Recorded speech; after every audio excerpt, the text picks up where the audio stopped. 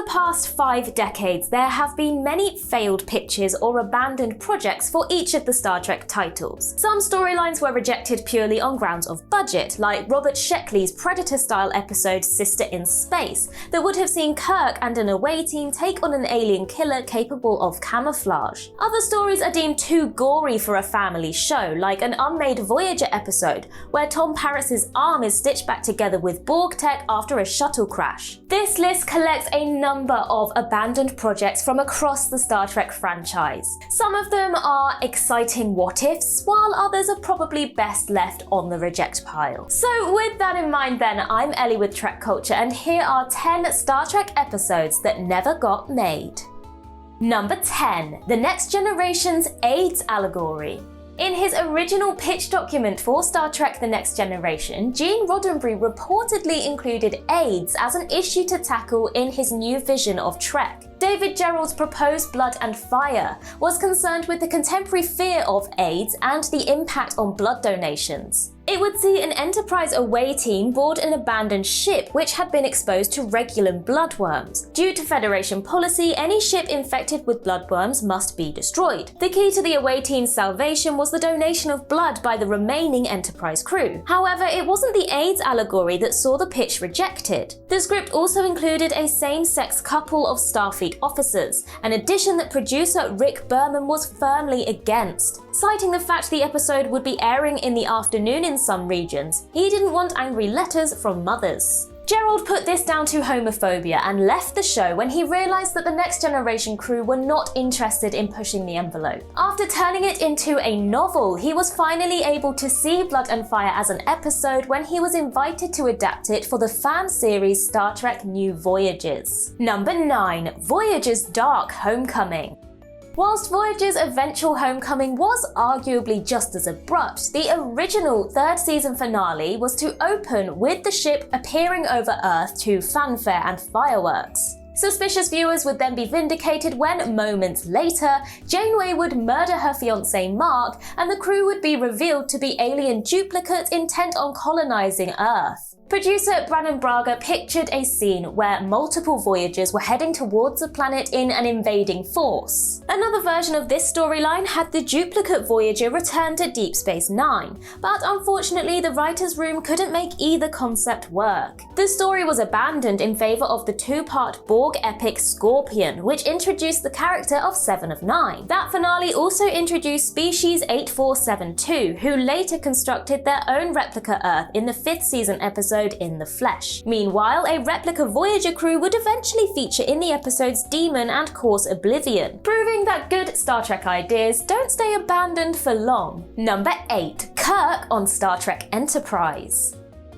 In a move that might have bolstered flagging ratings during Enterprise's 4th season, the production team wanted to include William Shatner in a 2-part story. And with Shatner and series lead Scott Bakula both very keen, the writers began to work out a workable way to include an older Kirk in the Star Trek prequel series. Shatner pitched a concept which would allow him to play an older version of Tiberius. The episode would reveal that the evil Mirror Kirk had been sent back in time rather than executed.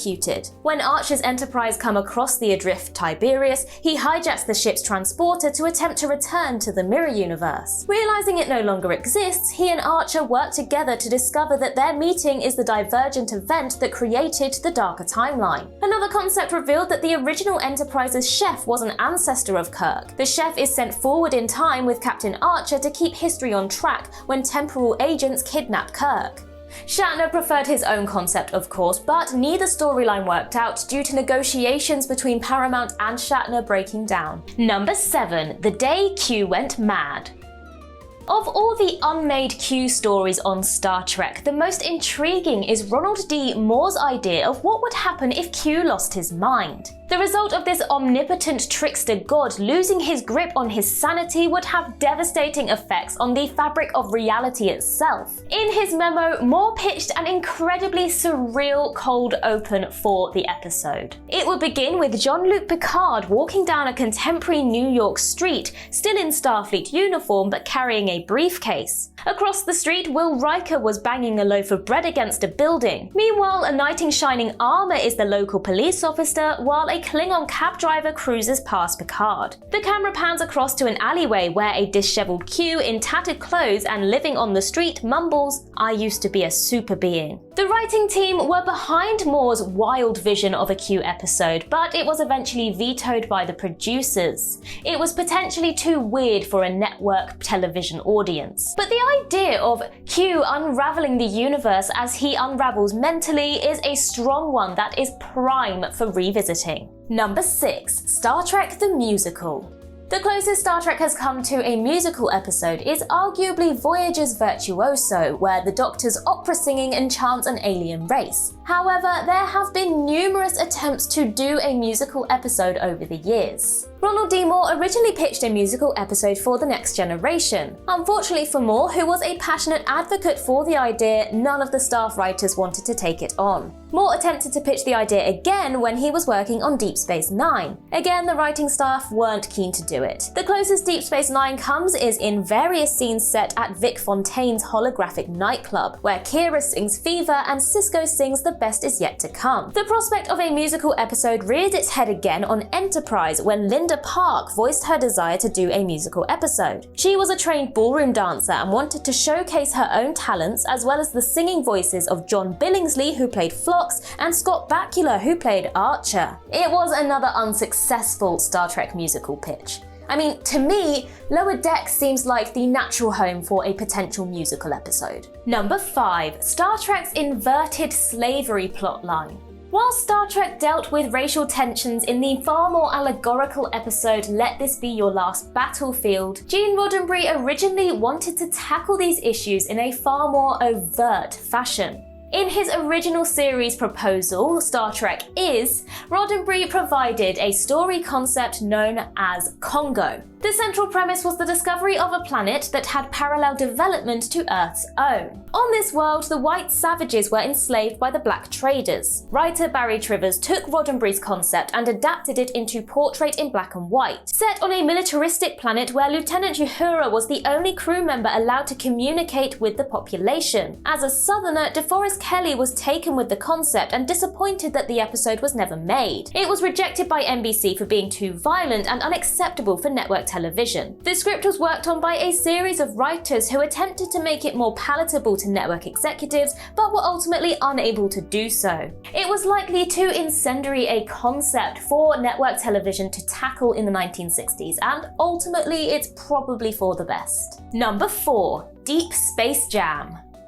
Actor Cirroc Lofton, who plays Jake Sisko, once pitched an episode idea to the Deep Space Nine writers' room. It would have seen Chicago Bulls legend Michael Jordan go into space 2 years prior to 1996's Space Jam. In a subplot to an episode about one of Quark's schemes causing havoc on the station, Lofton proposed a disagreement between Sisko and his son. The source of their dispute would be Jake's newfound interest in basketball, to the disappointment of his baseball-obsessed father. Their argument would culminate in father and son receiving words of wisdom from Michael Jordan in the holosuite. At the time of Lofton's pitch, Jordan had left basketball to pursue a career as a baseball player, thus bridging the gap between the two Sisko boys. Lofton believed that the presentation of Jordan as both a basketball and baseball legend would appeal to Michael Jordan's ego, but the Deep Space Nine production team weren't convinced. The proposal was dropped, but Lofton enjoyed the experience even if he was more convinced of Jordan's involvement than the production team were. Avery Brooks had promised his on-screen son that he could get Jordan because he was friends with the star's father, but seeing as the idea was never picked up, Brooks never had to call in that favour from James R. Jordan. Number 3. Wesley Crusher's LGBT story.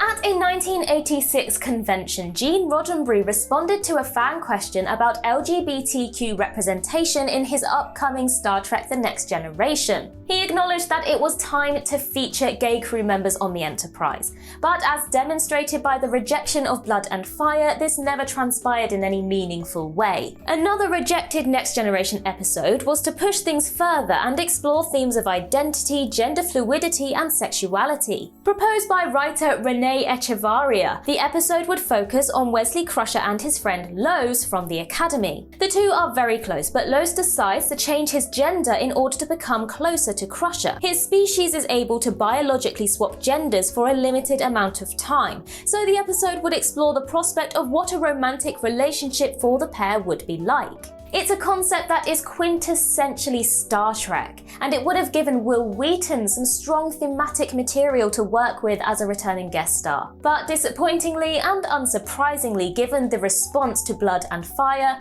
the story was never picked up and developed into a finished episode. Number 2. Evil CHEKOV.